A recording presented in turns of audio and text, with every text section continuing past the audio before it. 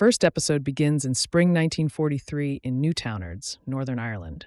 Paddy Mayne writes to his mother Margaret to say he will not be able to attend his father's funeral. Paddy, who is in Cairo, writes that the refusal left him in a poor frame of mind. He flips over a table, causes a scene, and says GHQ Cairo has his goat. Paddy beats up a couple of MPs. In October 1942, the long stalemate in North Africa has finally broken. General Montgomery threw 200,000 fighting men of the Allied Eighth Army at Rommel's panzer divisions. At El Alamein, Rommel began to retreat. The Desert War in Africa was won.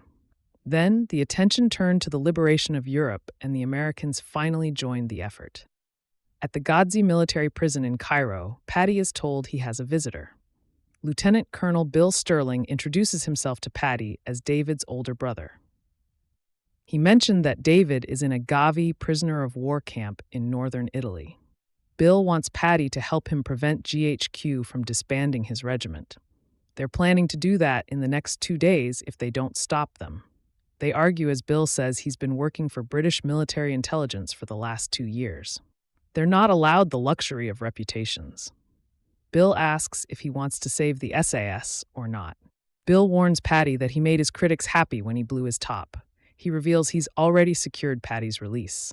When they reach the lavatory, Bill gives Paddy a memorandum with 2 paragraphs. The first explains that the military campaign against the Axis powers is moving to Europe. Rogue brigades operating behind enemy lines will become redundant. They will be considered a liability. Bill says it also explains that Paddy is experiencing difficulties with command. Bill suspects they refused Paddy leave to attend his father's funeral, so he would act the way he did. Bill tells Paddy about the next phase of the war and his possible involvement in it. Paddy could be the first to set foot in Nazi-occupied Europe. Bill says he needs to prove to the GHQ that Paddy can obey orders. In London, England, in June 1943, Yves Mansour frolics in the rain. At the unofficial headquarters of the Free French government, Yves enters and speaks to Dudley Clark. They go through documents together. Yves gives Dudley a request from General de Gaulle. She also gives him an invitation to a cocktail party at the Ritz. They begin talking about David. Yves says he wrote to her every day once he found out she survived. Now he's concentrating on finding ways to escape. Dudley says Bill Sterling is the one who did not fall from a tree and land on his head. Yves learns they've changed the name of the regiment to the Special Raiding Squadron. Dudley says Paddy accepted the idea because the Scottish toffs scare him to death.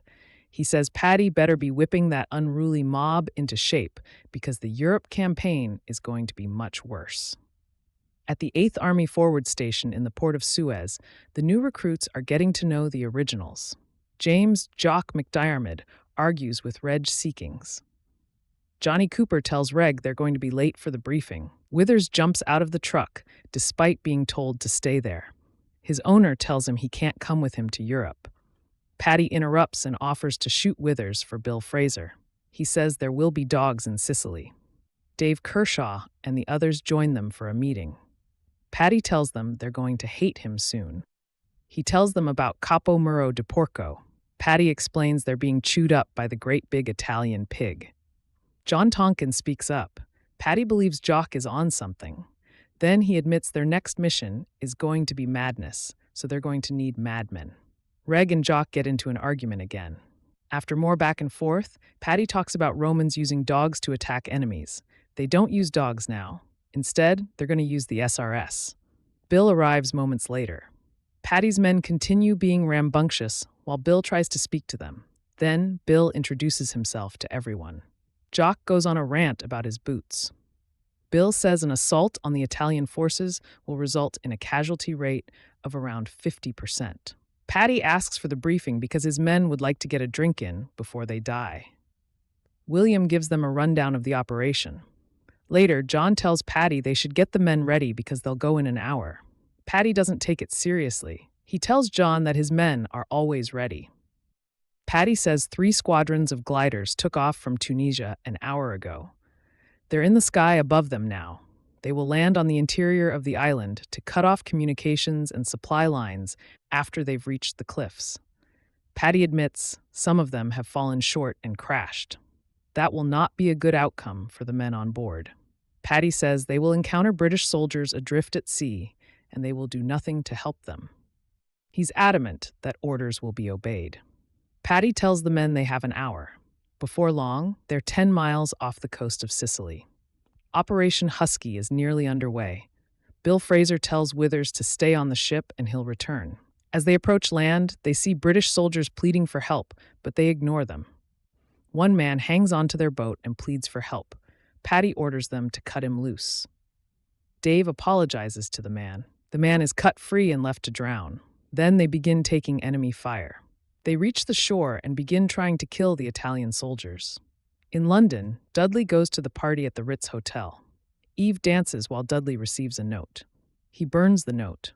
Dudley asks Eve why she invited him to a party on July 9th. She tells him how an American sailor mentioned that date. Meanwhile, Patty and his men continue dodging bullets and shooting at Italians. Jock storms the pillbox without any resistance and kills the soldiers inside. Eve tries to find out what is going on from Dudley. Eve says her superiors insisted the British and Americans would never embark on such an operation without their knowledge. She says there won't be a next time for her. Dudley tells her the SRS is spearheading the operation. On the water, one man clings to a piece of wood. He's shot in the head. Patty's men kill the shooters. A group of Italian soldiers surrender to Patty's men. As they try to surrender, someone opens fire from the pillbox. Those soldiers are killed moments later. Patty learns that some of the surrendered soldiers have flesh wounds. He tells his men they have to take the whole hog. Patty shoots off a flare. He tells the others to come in and take all the glory. David Sterling is told the invasion of Europe has begun. He's told the SAS has scored the first goal. Second episode opens on July 12, 1943, at the Augusta Harbor in Sicily, Italy.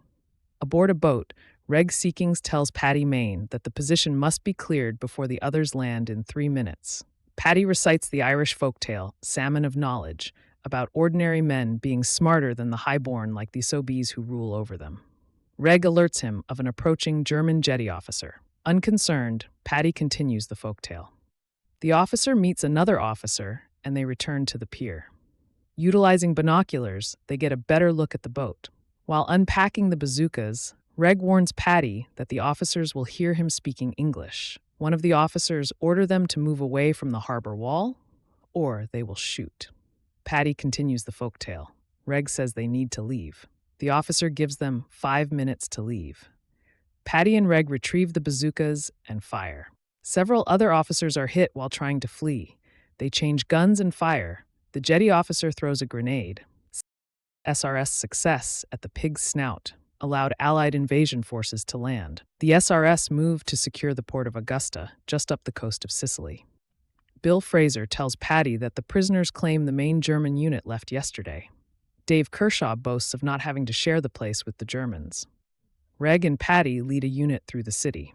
Patty throws Dave a flag to raise and orders his men not to loot until he gives the okay. An officer emerges with a case of alcohol. Patty says they stay there tonight, and at 4 a.m., they make their way to the Castello.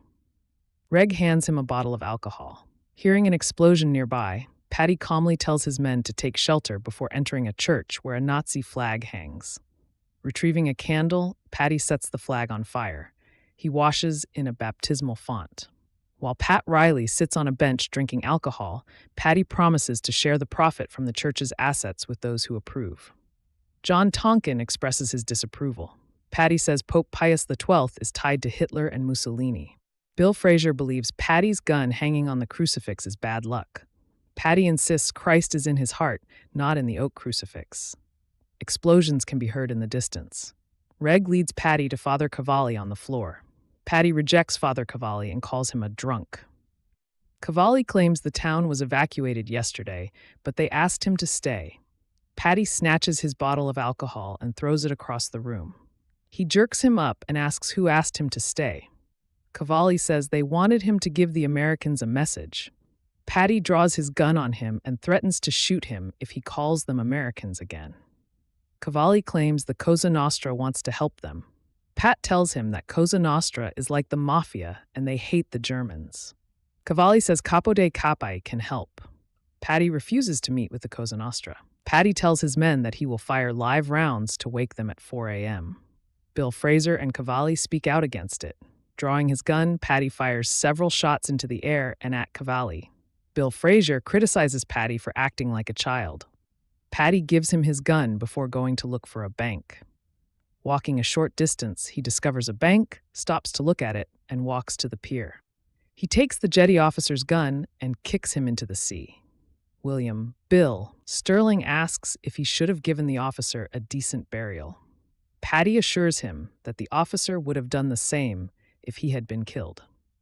He sarcastically suggests William will arrive in Cannizzaro once the gunfire is over. William informs him that the attack on Cannizzaro has been postponed. When Paddy talks about making his own war, William says he is in command. Paddy enters the water and floats over to the deceased jetty officer's body. He promises to ask for forgiveness in Berlin. Forte di Gavi POW Camp 5 in Italy, dressed as a nun, Eve Mansour enters a cell and drops a box on the desk. Shocked, David Sterling says she stopped his heart and kisses her. She claims General de Gaulle authorized her visit. They express their love for each other. With 4.5 minutes before the guard arrives, he helps her undress and they get intimate. A short time later, she informs him of her plan to join the British and American regiment en route to Cannizzaro. She believes they trust her. He says she will join his brother, William, who is in command. She tells him to send an encrypted letter to William to ask him to assist her. David suspects that's the only reason she visited. Eve gets upset and says she must go. He apologizes and helps her get dressed. They express their love for each other before she leaves. Once alone, he swears that he will be with her.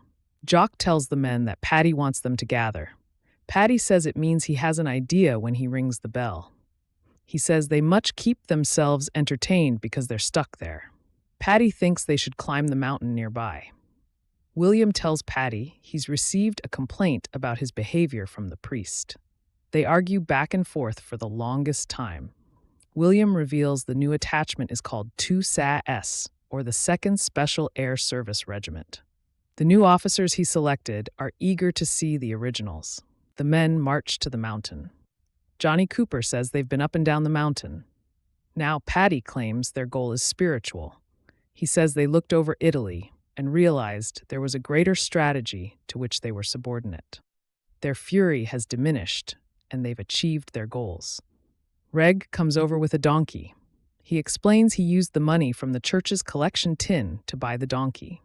Someone from above aims at Paddy and the others before shooting a bottle held by Dave Kershaw. Pat Riley speaks to the Italians and suspects they're sharing the beach with the Sicilian mafia. The Italians prop up a cross with a makeshift body on it. John asks Paddy not to shoot because they don't need unnecessary enemies. Paddy finds out that they're on the same side. Then, the men decide to go swimming. William speaks to Father Cavalli, who says they wish to welcome him to Augusta. Cavalli says Paddy has made enemies. William says they're going to move out in the morning. Paddy interrupts to say he's looking for a man of the cloth and a stolen donkey. They sit down and talk about the two SS. Cavalli says he was told that they could have taken Paddy's life twice on the beach. They missed him on purpose because it was a warning. Paddy says they took things that didn't belong to him. They want to meet and talk. William says they were encouraged to make use of criminal elements on the island. Paddy is told he'll be moving out tomorrow. William orders him to develop ties with the mafia. He will meet them and the resistance. Paddy says he wants the pack back. When he steps outside, Paddy sees the new two SAS, including Staff Sergeant Jim Almonds. Jim tells Paddy how he got involved in the unit and pleads with Paddy to help him get out of it. Paddy agrees to do what he can. Cavilla has the donkey, which he returns to Paddy's men. Dave approaches him to speak to him in private. They go to the confessional booths. Dave says he still hears the voices of the men in the water. Some of the others do as well, but none of them talk about it. Dave believes they killed those lads by leaving them. Paddy interrupts to say he rang the bell to signify it is cocktail hour. They all go outside and sit down for the meeting with the Sicilian mafia. Alessia and the others arrive and say they're the resistance, Giustizia e Libertà Brigade. She points out that the Cosa Nostra is not there. Alfredo says they are anarchists and communists. The others are scum. Alessia says they will fight alongside the Cosa Nostra until the war is over. Then they will see them hang. Alfredo says he does not trust the priest. Bill hears an engine. Planes arrive and begin shooting at them. They take cover and begin shooting at the planes. Alfredo takes claim of the Stuka, which will make it 8 in all. Alessia tells Patty the Cosa Nostra doesn't have allegiances and demands to know what he did to offend them. Patty says it taught him to be more selective in which orders he obeys. Jim informs Patty that Father Cavalli joined the Germans. Patty claims he set them up. Grabbing his arm, Jim blames it on his actions inside the church and urges him to change. Patty believes William sent him and his men into a death trap. William admits it was a bad decision and regrets trusting Father Cavalli. Patty agrees to accept his apology if he authorizes Jim's transfer to the SRS. Refusing to authorize the transfer, William orders Patty to take his men north toward Cannizaro within the hour. Patty agrees and salutes him. A short time later, Patty and his men blow up the bank and collect the cash. Patty and the others fill their nets with money. Patty returns with the spoils. Reg tells Patty he gave the donkey the freedom of the city and they left the churches alone. Patty says leaving the churches alone was Jim's order. Jim joins them and tells Patty that he promised to take control of his mortal soul until they reach Berlin. Patty tells everyone to welcome Jim back. William sees Eve approaching on a boat. He immediately blames David. As third episode begins, viewers are shown the Reich Chancellery in Berlin. The secretary approaches officer who tells her to take a message to the commander officers in all theaters. The Germans order all commando raids in Europe and Africa to be annihilated. Patty's men are shown killing people. Sicily was liberated in 38 days. By mid-August 1943, the German and Italian armies had retreated to mainland Italy. Mussolini had lost the confidence of the government and the Italian people. He was arrested on July 25th. Patty Mayne gets a shave. He asks the barber how he feels about the invasion and his role in it. The barber spits at Mussolini. Patty complains about being asked to do something else. He says he wants his friend back. More people are killed. Anthony Greville Bell tells William Sterling that the SAS did not take any prisoners. Anthony says there are stories that the SAS boys are wild and follow no rules. William asks him not to say that to anyone, especially Eve Mansour, who is a journalist and spy. William speaks to Eve. He says his brother was unlike himself when he thought she was dead. Eve wants to reach Patty Mayne. William says Patty and his men are out of bounds to journalists. David Sterling is shown at the Gavi POW camp. He is grilled about trying to take part in an escape attempt. David says he believes he can make significant improvements to the execution of the campaign.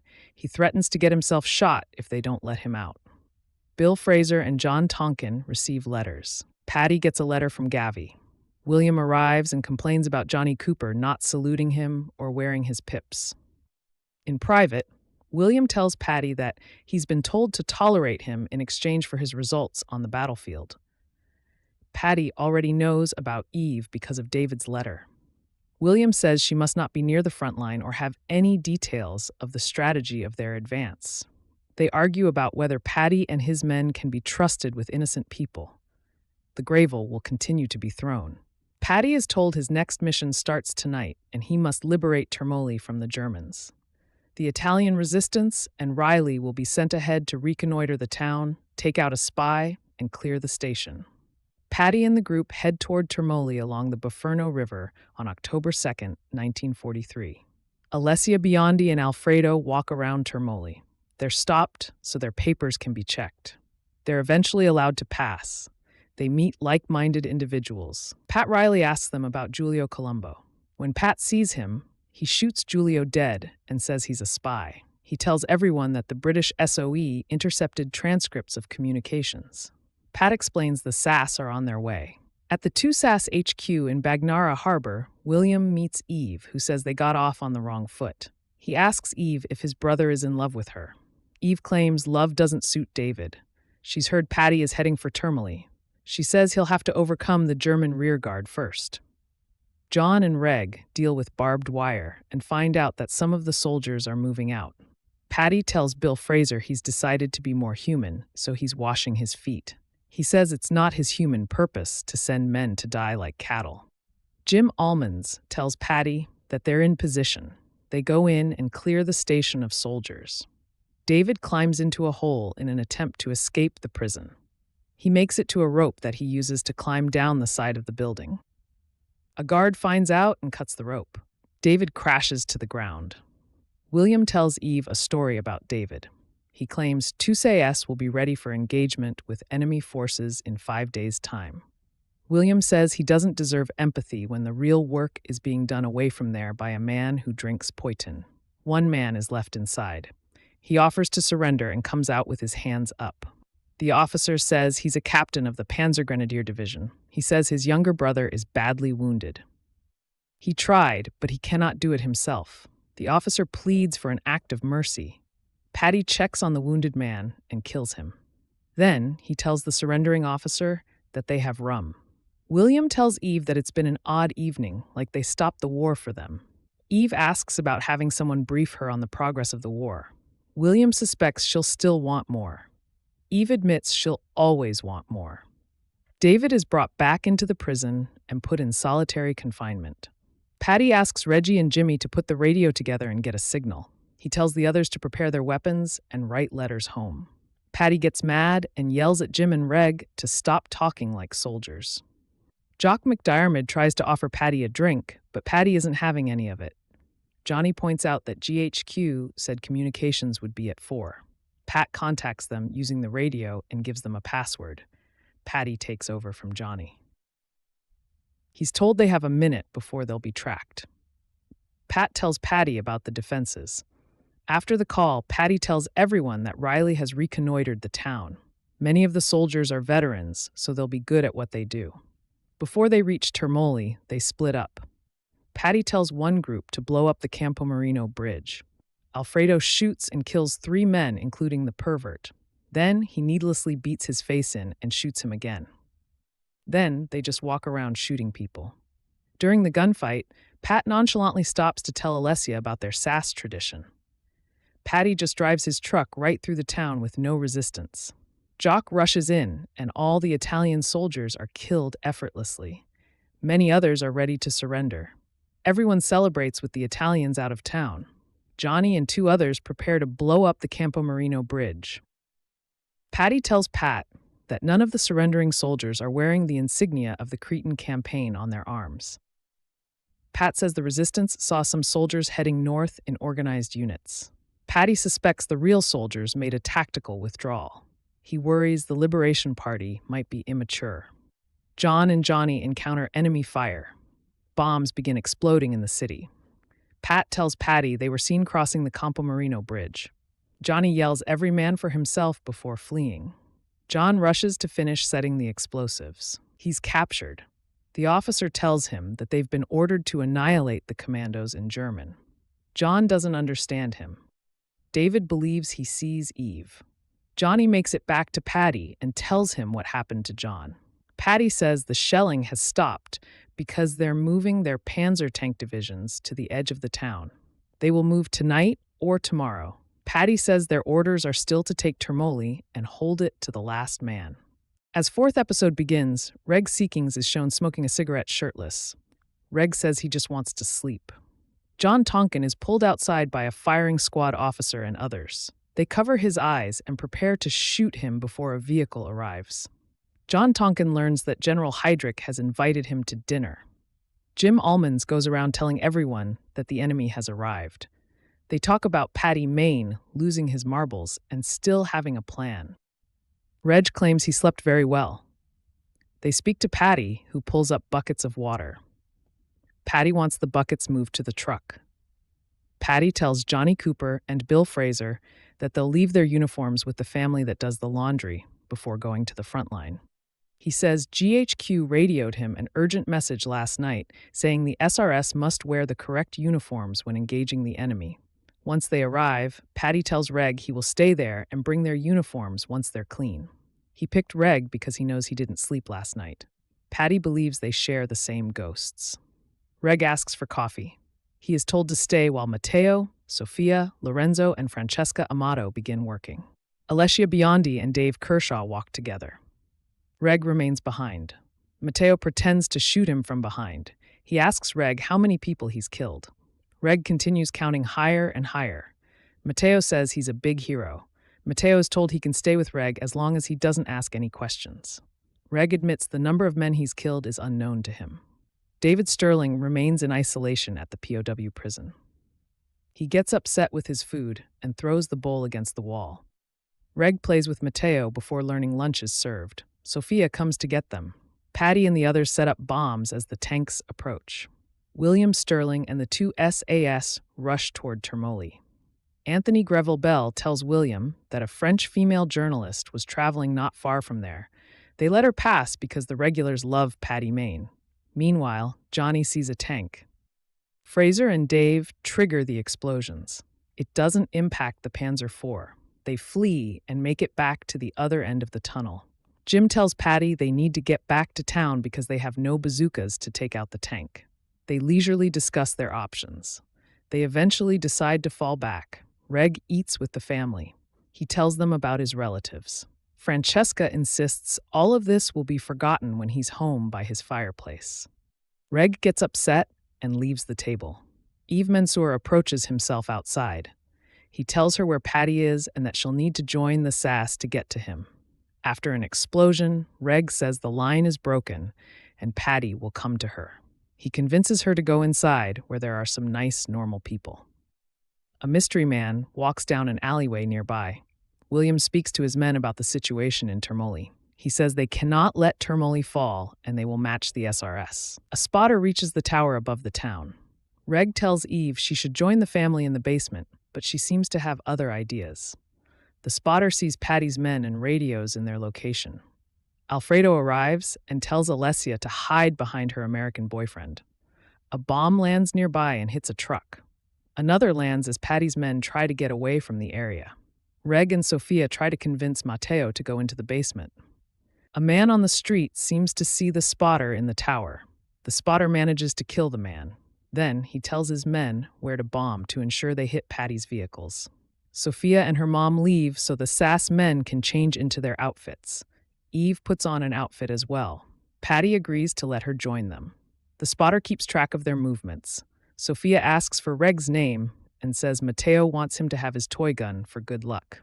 Bombs begin landing nearby. Reg is knocked to the ground by one of the explosions. He stumbles into the building to check on the family. Jim goes in with him. They find Matteo seriously injured. Jim offers to finish him off. Patty does it.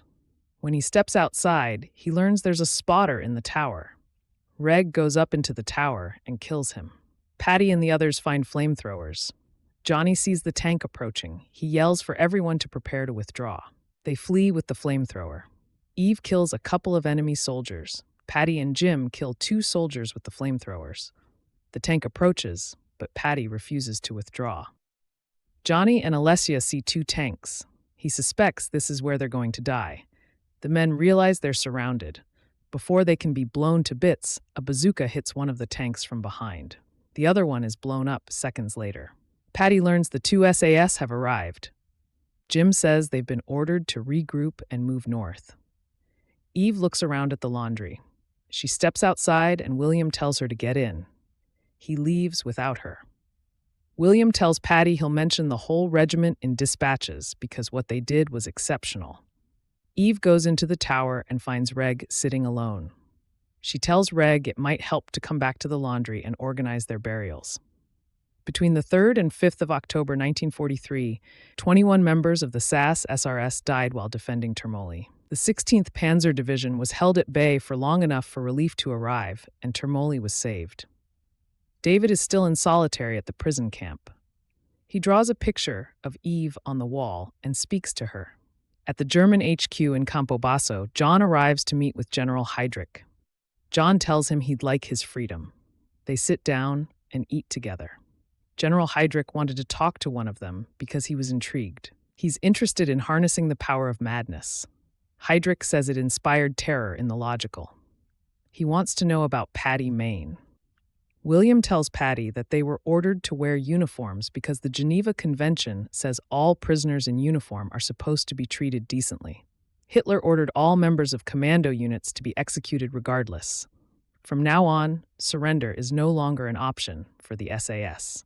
William reminds Patty that doesn't give him an excuse to treat prisoners in the same way. Patty says the laundry wouldn't have been bombed if they hadn't gone there. When they're alone, William tells Eve he will arrange a burial party tomorrow morning for the family. He's also organized a vehicle to take her back to Bagnara. Eve refuses to leave. John tells Heydrich about Patty's love for poetry. He asks about being executed, even though he's in uniform. Heydrich admits he intervened because he wanted to speak to him. John learns about the order to execute them, even if they surrender. Heydrich admits he tried to make his last supper as grand as he could. He told them to come for John at midnight. Heydrich gave him 1 extra day of life. John is taken away by 2 soldiers. Patty tells Reg he wants to see how he is. Reg admits he can't listen to anything. Patty offers him William Blake or sodium amytal. Either way, they go at dawn. 5th episode opens with John Tonkin smoking a cigar. Sitting across from him, an anxious German soldier takes glances at him. The truck comes to a halt. The anxious soldier climbs out, followed by another German soldier. A 3rd German soldier orders Tonkin to get out. With his back turned to the others, the anxious soldier quietly sings while urinating. He asks God to forgive him for what he is going to do. Tonkin curses the soldiers. A soldier suggests he isn't afraid. Tonkin takes a swig of schnapps. A soldier says they claim SAS is not human. Tonkin hits each of the soldiers and flees into the woods with the soldiers in pursuit. He hides in a ravine until the soldiers leave and takes off running in the opposite direction. The next day, Tonkin passes a scarecrow in a field. Tumoli, Italy, October 7th, 1943. The SAS soldiers stand facing rows of fresh-marked graves as the church bell tolls. Patty Main approaches and orders his men to stand at ease when he notices Johnny Cooper is missing. Jim Omolds tells him Johnny is being treated for a fractured rib and concussion at the hospital. Patty says the raid at Tumoli claimed the lives of 21 SAS soldiers and left many injured, including McLachlan. He tells his men that all soldiers taken prisoners have been executed. As he rants about them being liberated to be the dogs they are, Jim intervenes to remind him of why they are there. Removing his cap, Patty reads off the names of 3 fallen SAS members before handing the list to Dave Kershaw. The list is passed among the surviving soldiers until it reaches Jock McDermott, who refuses to participate. Bill Fraser reads off 3 names. Reg Seekings reads from the list before going off of memory. He calls out his own name. Dave demands he not add his name to the list. Reg says Dave's full name and starts calling off the names of the remaining SAS members. When he says Patty's name, Patty steps in front of him and dares him to say his name again. William Bill Sterling goes inside. Reg says Maine and asks to be put on the front line where he won't last a day. Patty promotes him to staff sergeant. None of the other soldiers approve of Reg's promotion. Jim stuffs a Bible into Reg's pocket and orders him to leave while they sing. Reg walks away as Jim leads the men in singing Abide With Me by Henry Francis Light. Eve Mansour is standing quietly outside the building. Reg angrily clears dirt out of a hole, soon to be a grave. A long way from Tumoli. Tonkin estimates he is 320 miles from Tumoli. Rubbing his hands together, he says a piece of cake and starts his journey. In Tumoli, William orders Eve to return to Bagnara. She claims her editor said General Montgomery is en route to Tumoli to congratulate the SAS on resisting the German advance. She hands him an encrypted transcript confirming de Gaulle's instruction for her to meet the representative of the Free French Forces in Italy. He takes the transcript. She says the Free French Forces will join the SAS in preparation for the liberation of France. She adds that Lieutenant General Dempsey will tell him when he arrives with Montgomery. William wads up and throws the transcript at her feet. Retrieving it, she says it is classified and she will burn it. As he walks away, she vows to remain on the front line until they reach Paris, where she will treat him to a bottle of champagne. Forte di Gavi POW camp in Italy. David Sterling turns up a bowl and drains the food into his mouth. He retches and shoves the bowl toward the door. Elsewhere, Tonkin is drinking from a pond when he hears an airplane. As he gets to his feet, 2 planes soar past overhead. He starts descending a hill. In Tamale, Patty and his men drink and sing. Reg watches Mateo Omedo aim his toy gun at him.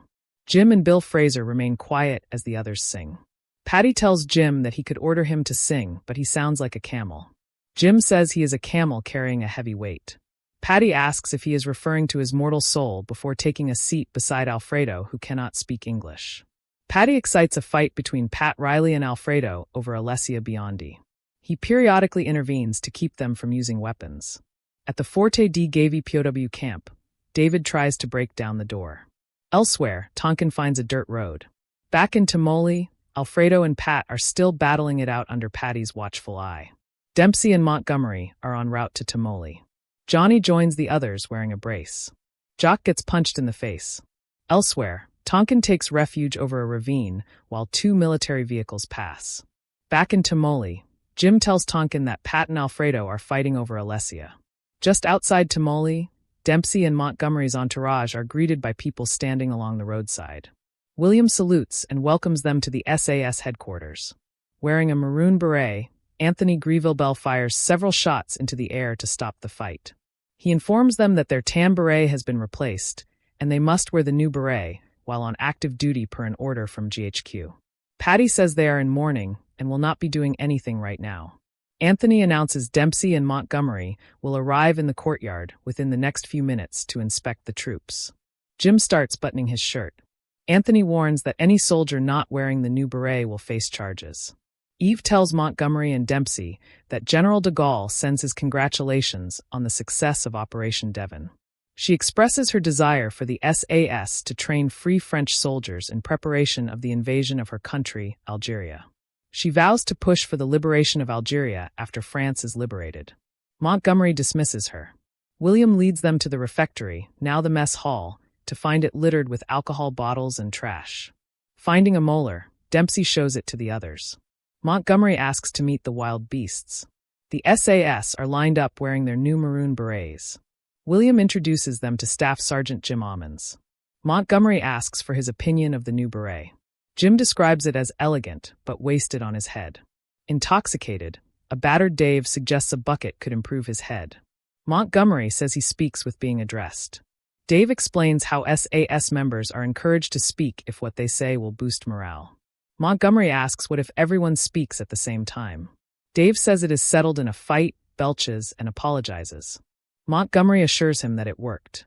When asked, Reg says he is coping extremely well. Montgomery approaches Patty wearing a retired tan beret. Dempsey tells William that all the men reek of alcohol. William says they just buried 21 comrades. Patty expresses his disapproval of the maroon beret because it doesn't distinguish them from the other British parachute regiments. He explains how their unit is different and operates with no central command involvement.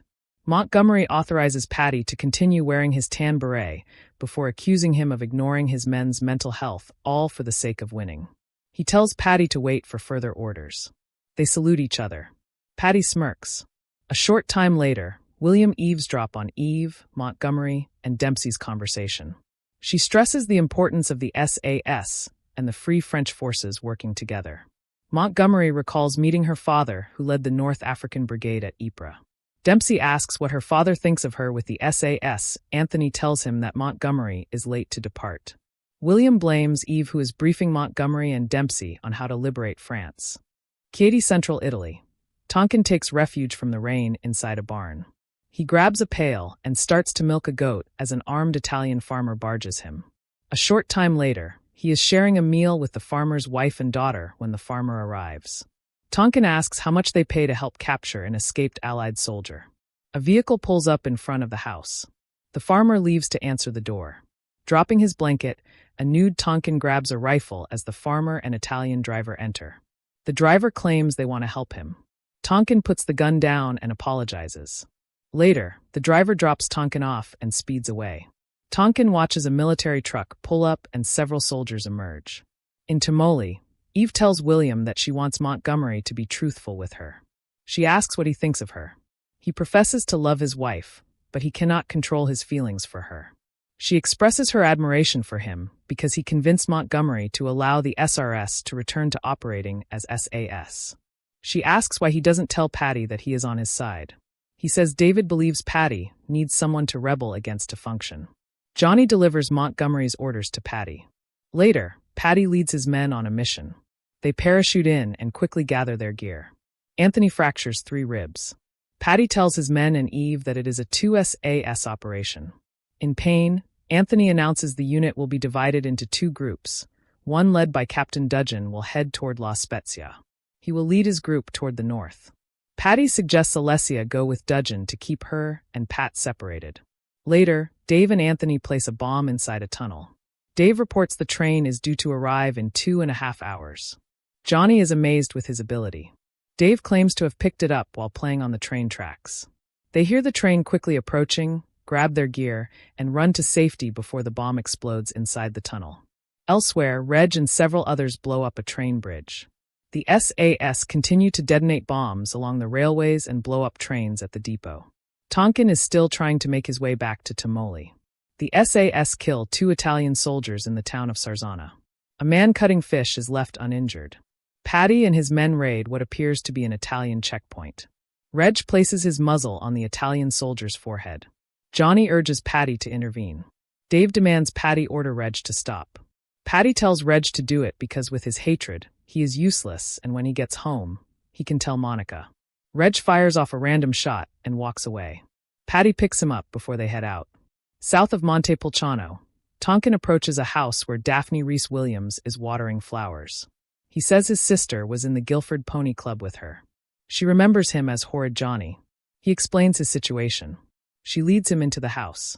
Elsewhere, Patty and his men learn Captain Patrick Lawrence Dudgeon, Corporal James Patrick Shortall, parachutist Bernard Oliver Brunt, and Sergeant William Johnston Foster were captured by the Germans.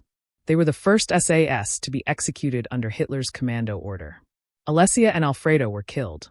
Patty and his men head home. Forte di Gavi POW camp. Cram unlocks David's cell and tells him the Italian government has fallen and the guards are gone. Confused, David drops to his knees. Cram says they have 20 minutes to leave before joining the others in fleeing. 6th episode begins. Trucks approach Forte di Gavi in Italy. David Sterling is calm as men try to escape around him. Cram tells him to come on because there are Germans on the hill. David asks about his men. He's told the SAS helped topple the Italian government, and they're supposedly on their way back home. Patty Main talks to the men on a ship about their itinerary. John Tonkin surprises the men by returning. He says his return means someone up there likes them, and they're unstoppable. Germans shoot the prisoners when they try to flee. Cram and David Sterling try to find a way to escape. David thinks they should hide until their forces arrive. He tells Cram to find a place to hide before they split up. David manages to find a place to avoid being spotted. Jim Ammons and the others got drunk. They're woke up and told they're home. Patty tells Reg Seekings they'll be at home until the whistle blows and the second half begins. They all return to their homes. Patty leaves a love for his child, saying he's not fit for human company yet. Reg is greeted outside. Patty goes fishing with Owen McGonigal, who isn't actually there. Owen says he missed Patty, who isn't sure he can forgive himself for any of it. They talk about being in the desert together. Owen suspects Patty doesn't think he'll make it to Berlin. Patty says the aftermath is what concerns him. Dudley Wrangel Clark is joined by Eve Mansour, who shares a drink with him. Eve says she found out she was good at killing people, but she's not good at what comes next. Her horror is her lack of regret. Eve got a message that Dudley wanted to see, although he can't remember why now. He suspects she's going to become important over the next few months. William Sterling arrives at the Allied Forces HQ in England. He speaks to Lieutenant General Dempsey and General Montgomery. William is told the preparations are underway for the invasion of Northern Europe. William hopes they're not going to ask the SAS to act as shock troops once again. Dempsey says the AFHQ believes the SAS should be in advance of the main invasion. Montgomery says 1 SAS and 2 SAS would be dropped 30 miles behind coastal defenses. They would be dropped 36 hours before the main invasion. They would need to stop the enemy's attempts to reinforce the coastal defenses at the actual point of the invasion. William argues this would be a suicide mission. Montgomery warns him there are others inside GHQ who will happily stab him in the back. German soldiers return with a dog and nearly find David Sterling. The soldiers take another soldier and do not find David. A police officer stops Patty, who is jogging with his gear. The officer explains someone was worried when they heard him talking in his radio. Paddy says he's going to London because there's going to be an invasion. He asks to borrow the police officer's bike. Paddy eventually threatens to punch him before taking it. Before long, Dempsey learns William and Paddy are there to see him. Paddy says he's there to give his personal opinion on their plan. He suspects his forces will be dead before the other forces set foot on the beach. Paddy says he would go alone, but he would not ask his men to come with him. He also explains why the plan wouldn't work. Dempsey agrees to share his concerns with General Montgomery. Once they're alone, Paddy says William may have sacrificed his military career to save the SAS. William knows they've been invited for drinks with an old spy. It'll either be a celebration or a fond farewell. Later, Paddy meets Dudley, who says he's going to give him some good news. Montgomery has agreed to think again about the SAS's involvement in the coming invasion. Paddy says William is worried that the knives are out for him now. Dudley won't say whether William is right to be worried about that. He admits he started the whole extraordinary process. Eventually, Eve joins them as well. Dudley wants another drink because it's going to be a difficult evening. William finally arrives. At the Chelsea barracks in London, Jim tells Johnny that Paddy was invited somewhere fancy and they should be allowed to go. David sees naked Germans bathing. He struggles to stay quiet when a rat crawls on him. Dudley tells Paddy and the others that preparations will begin for the invasion of France tomorrow morning. Paddy and 1 SAS will be deployed to the Highlands of Scotland at 7 a.m. 2 SAS will be deployed to Scotland in 3 days' time. Eve will deploy to the same camp a day later. William learns Eve was briefed by General de Gaulle this morning. She has been ordered to act as a liaison between the British and French SAS, who will fight together as part of the invasion force. Eve will be deployed to the Ayrshire camp with William, and they'll be working closely together. Dudley says Allied Force HQ needs to know the status of their relationship. Eve denies they are sleeping together. Dudley says AFHQ has decided to open an inquiry into William's close relationship in Italy with a French spy. William suspects they're just taking revenge. He will tender his resignation in the morning. After William leaves, Eve curses Dudley and leaves. Dudley admits to Paddy that someone far less effective will likely replace William. They know the SAS is run by Paddy anyway. Paddy's men arrive later. U.S. Marines offer to escort them out, leading to a fight between them all. Dudley interrupts and reminds the SAS they have an early start. In Scotland, Paddy and his men look at the landscape before them. The men train to prepare for the war. A lone German soldier takes a shower. David keeps an eye on him from above. He takes the soldier's outfit and tries to escape from the prison. He gets caught, leading to a chase. David is cornered and assaulted. He's told they have a special place designed for men like him. William writes to David saying he has resigned. Later, Paddy meets Eve, and they talk about David being sent to the castle in the clouds, or Colditz Castle. He has also been sent to relay the exact day of the invasion of France. Paddy says the first advance party of British SAS invasion units will land in France tonight. The French boys will be deployed tomorrow. Eve is adamant that she's going to France too. Paddy takes her record player. He plays a record while on the plane. They all sing together until it is time to jump out of the plane.